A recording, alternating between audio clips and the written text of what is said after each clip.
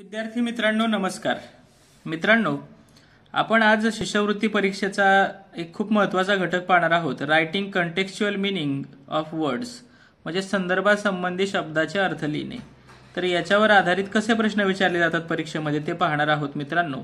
तर मित्रांनो, हा थोडासा अवघड वाटणारा घटक आहे, पण खूप सोपा आहे. तुम्हाला वाक्यांचा अर्थ लागला तर तुम्हाला ते सोडवता येतं. तर आता आपण पहिलंच वाक्य पाहूया. या ठिकाणी जे प्रॅक्टिससाठी क्वेश्चन आहेत ते पाहूया. Questions for practice. Choose the correct alternatives for the underlined words of the given sentences. तर बघा, या ठिकाणी काही शब्द अधोरेखित केलेले आहेत, तर त्याच्यासाठी योग्य आपल्याला पर्याय निवडायचा आहे. पहिला आहे बघा, he is lazy to the backbone. Choose two options. दोन पर्याय निवडायचे आहेत आपल्याला. बघा, he is lazy to the backbone म्हणजे तो पूर्णपणे आळशी आहे. Lazy to he is lazy to the backbone म्हणजे हा पूर्णपणे आळशी आहे. तर यासाठी कोणता शब्द निवडावा लागेल आपल्याला? बघा, टू द बॅकबोन साठी, पूर्णपणे साठी कोणते दोन पर्याय निवडावे लागतील? पहिला पर्याय आहे दोरफली, दुसरा आहे अप टू द बॅकबोन, तिसरा पर्याय आहे सम टाइम्स आणि चौथा पर्याय आहे कम्प्लिटली. तर बघा, कोणता निवडावा लागेल पर्याय आपल्याला? He is lazy to the backbone. Backbone to the backbone साठी कोणता पर्याय निवडावा लागेल पूर्णपणे साठी? तर पर्याय क्रमांक 1 आणि पर्याय क्रमांक 4 कम्प्लिटली म्हणजे पूर्णपणे, दोरफली म्हणजे पण पूर्णपणे. तर अशा पद्धतीने हे सोडवायचं आहे. वाक्याचा अर्थ तुम्हाला कळाला तर सोडवता येणार. बघा, I feel like a fish out of water in this strange place. या नवीन ठिकाणी, या विचित्र ठिकाणी माझी स्थिती पाण्यातून बाहेर काढलेल्या माशासारखी होते. याचा अर्थ कोणता असणार आहे पर्यायातून? बघा, as a fish in a net, दुसरा पर्याय ॲज अ रेअर फिश, तिसरा पर्याय इन ॲन अनकम्फर्टेबल पोझिशन, चौथा पर्याय इन द डीप वॉटर. तर बघा, काय होणार आहे इथं? या ठिकाणी बघा, पाण्यातून बाहेर काढलेल्या माशासारखी स्थिती होती म्हणजेच काय होणार आहे? बघा, कोणता पर्याय असणार आहे? तर पर्याय क्रमांक 3 इन ॲन अनकम्फर्टेबल पोझिशन म्हणजे अस्वस्थ वाटतं किंवा बरोबर वाटत नाही त्या ठिकाणी, अनकम्फर्टेबल वाटतं. माशाला कसं पाण्यातून बाहेर काढल्यावर अनकम्फर्टेबल वाटतं तसं. पुढे, a car just brushed past me, it was a close shave indeed. बघा, कार मला माझ्या खूप जवळून घासून गेली. It was a close shave indeed म्हणजे मी मरता मरता वाचलो किंवा खूप थोड्या करता वाचलो, है की नाही? असं आपण म्हणतो ना, जाता जाता वाचलो किंवा थोड्या करता अगदीच वाचलो. तर कोणता येणार आहे? बघा, अ क्लोज शेव म्हणजे थोड्या करता वाचलो. पहिला आहे a horrible accident, near danger, चौथा पर्याय अ ग्रेट डॅश, चौथा पर्याय अ नॅरो इस्केप. थोड्या करता झालेली सुटका, क्लोज शेव म्हणजे काय येणार आहे? कोणता पर्याय येणार आहे? बघा, तर मित्रांनो तो पर्याय असणार आहे पर्याय क्रमांक 3. पुढचा प्रश्न, all our efforts to persuade her to join us were in vain. त्याला आमच्यामध्ये आणण्याचा आमचा जो प्रयत्न आहे तो पूर्णपणे सफल झाला नाही. म्हणजे आमचा प्रयत्न सफल झाला नाही. आपल्याला दोन ऑप्शन निवडायचे, इन व्हेन म्हणजे अजिबात नाही. मग बघा, पर्याय आहेत विदाऊट सक्सेस, दुसरा आहे डिफिकल्ट, तिसरा आहे ऑफ नो यूज, चौथा आहे सक्सेसफुल. तर बघा, इन व्हेन म्हणजे सक्सेसफुल झालेला नाही म्हणजे हा पर्याय असू शकत नाही आणि डिफिकल्ट सुद्धा असू शकत नाही. मग काय येणार आहे या ठिकाणी? बघा, विदाऊट सक्सेस आणि ऑफ नो यूज हे दोन त्याचे पर्याय असणार आहेत. पुढचा प्रश्न, all of us gather together and complete the project. It is rightly said that many hands make work right. म्हणजे आम्ही सगळे एकत्र आलो आणि प्रोजेक्ट पूर्ण केला. असं म्हणतात की सगळ्यांनी मिळून काम केलं की ते काम हलकं होतं किंवा लवकर होतं. मग याचा अर्थ काय? बघा, मेनी पीपल वर्क टुगेदर, दुसरा पर्याय unity is the real strength, तिसरा पर्याय work becomes easy in light, we need many hands for doing work. तर कोणता आहे? बघा, सगळ्यांनी मिळून केलं की काम सोपं होतं, काम हलकं होतं. तर बघा, त्याचा अर्थ होतो unity is the real strength, एकी हेच बळ. पुढे, I felt very much at home at my friends native place. म्हणजे मित्राच्या घरी मला अगदी सहज वाटतं किंवा अगदी मला घरी असल्यासारखं वाटतं. मग यासाठी कोणता पर्याय असणार आहे बघा. मित्राच्या घरी मला अगदी मस्त वाटतं किंवा अगदी घरी असल्यासारखं वाटतं.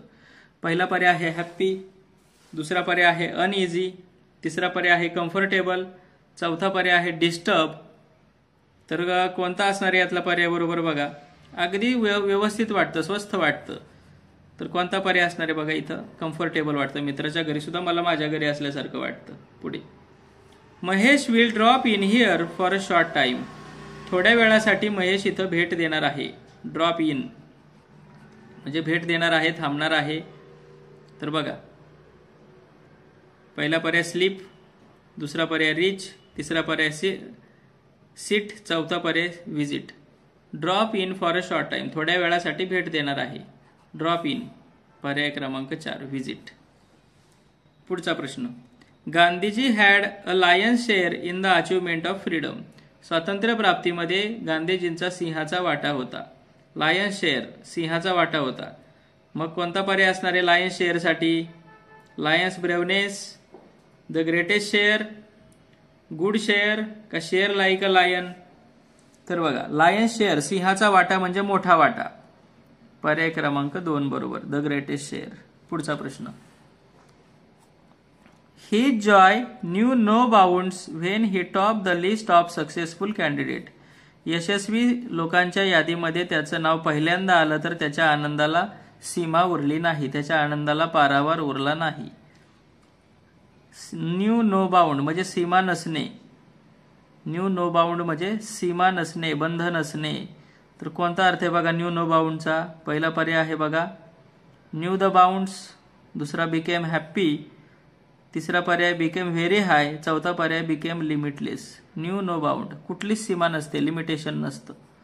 म्हणून कोणता येणार आहे बघा न्यू नो बाउंड साठी. पर्याय क्रमांक 4 बिकेम लिमिटलेस. पुढे. Baji Prabhu fought tooth and nail against the enemy. बघा म्हणजे ते खूप असे त्वेषाने लढले शत्रूविरुद्ध बाजी प्रभू.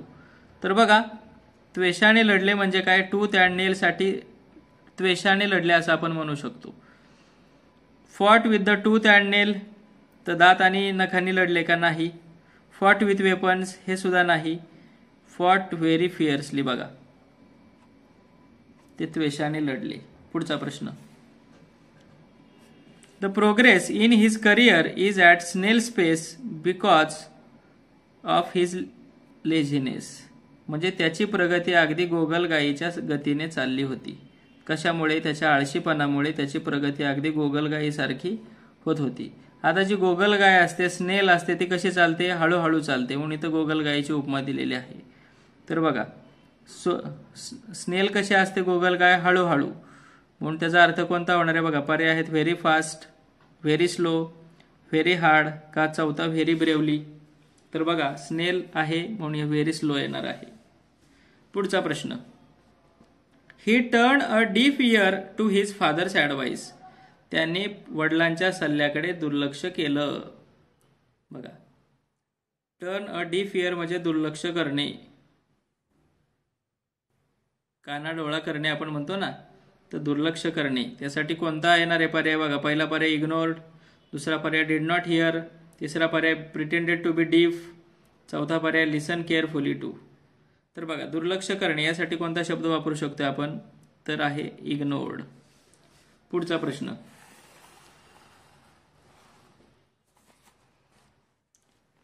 अ soldiers life is not a bed of roses. म्हणजे सैनिकाचं जीवन हे काय गुलाब पुष्पांची शय्या नसते किंवा गुलाब पुष्पांची गादी नसते. म्हणजे त्याचं जीवन जे असतं सैनिकाचं ते कसं असतं, खूप कठीण असतं, सोपं नसतं. मग not a bed of roses 2 option निवडायचेत. कोणते असू शकतात बघा. पहिला पर्याय इज नॉट इझी सिच्युएशन, दुसरा इज नॉट प्लीजंट सिच्युएशन, तिसरा is not soft as roses आणि चौथा पर्याय थॉर्नी. तर बघा इज नॉट इझी सिच्युएशन येणार आहे. सोपी परिस्थिती नसते. प्लीजंट म्हणजे आनंददायी सुद्धा परिस्थिती नसते. म्हणजे 2 पर्याय बरोबर आहेत. पुढचा प्रश्न. Fire brigade arrived in the nick of time before fire became worse. आग पसरण्यापूर्वीच फायर ब्रिगेड अगदी वेळेवर पोचलं. बघा, आग in the nick of time म्हणजे अगदी वेळेवर. पुढे बघा, अगदी वेळेवर यासाठी मग कोणता वापरू शकतो? In the nick of time साठी अर्थ after the fire gutted in the building चुकीचं आहे. बिफोर टाइम नाही, अगदी वेळेवर येत नाही. When the fire was extinguish नाही, अगदी वेळेवर म्हणजे बघा ॲट द राईट मोमेंट, अगदी योग्य वेळी पोचले. पुढचा प्रश्न, Shivaji Maharaj could not put up with such an insult in Aurangzeb's darbar. म्हणजे बघा, शिवाजी महाराजांना औरंगजेबाच्या दरबारातला इन्सल्ट म्हणजे अपमान सहन झाला नाही. कुड नॉट पुट अप विथ म्हणजे सहन झाला नाही. मग कोणता अर्थ आहे सहन झाला नाही? पहिला पर्याय कुड नॉट बी हॅपी नाही, कुड नॉट कीप सायलेन्स नाही, कुड नॉट बिअर सहन होऊ शकला नाही. तर अशा पद्धतीने हे येतं. थोडंसं अवघड वाटतं, पण आपल्याला अर्थ समजून घ्यावा लागतो वाक्याचा, मग ते सोडवावं लागतं. थँक्यू.